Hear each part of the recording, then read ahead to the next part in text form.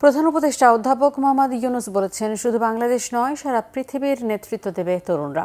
Digital device and innovation expo উদ্বোধন অনুষ্ঠানে প্রধান উপদেষ্টা কথা বলেন। রাজধানীর শেরেবাংলা নগরের বাংলাদেশ চীন মৈত্রী সম্মেলন কেন্দ্রে প্রযুক্তির ক্ষেত্রে সাম্প্রতিক উদ্ভাবন, তথ্য প্রযুক্তিতে দেশের সক্ষমতা, সাফল্য, সম্ভাবনা তুলে ধরতে তথ্য প্রযুক্তি ভিত্তিক এই প্রদর্শনীর আয়োজন করা হয়। সরকারের তথ্য ও যোগাযোগ প্রযুক্তি বিভাগ, বাংলাদেশ হাইটেক পার্ক ও কম্পিউটার সমিতি যৌথভাবে এই প্রদর্শনীর আয়োজন করেছে। প্রতিদিন সকাল 10টা থেকে রাত 8টা পর্যন্ত প্রদর্শনী দর্শনার্থীদের জন্য উন্মুক্ত থাকবে। সেটা আপনাদের কাছে তুলে ধরার জন্য আমি জিজ্ঞেস করেছিলাম, আজকে এটা আমাদেরকে প্রযুক্তিতে আসতে হলে ন্যায্য জিনিস নিয়ে আসতে হবে। জালিয়াতির কারখানা, এই দেশ জালিয়াতির কারখানা হবে না, হবে না, হবে না। এটাকে আমরা করতে চাই না।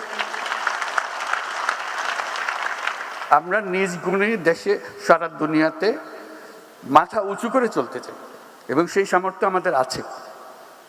আজকে এই প্রযুক্তির বৈঠকে আমরা সেইভাবে মন ঠিক করি যে আমরা জালিয়াতি থেকে বেরিয়ে আসব। আমরা তরুণদেরকে উদ্যোক্তা হবার সুযোগ করে দেব এবং আমাদের নীতি বাস্তব এবং বর্তমানকে প্রতিফলিত করুক সে ব্যবস্থা করব। মানুষের সহায়ক সরকার করব, ওইভাবে আমাদেরকে চলতে হবে।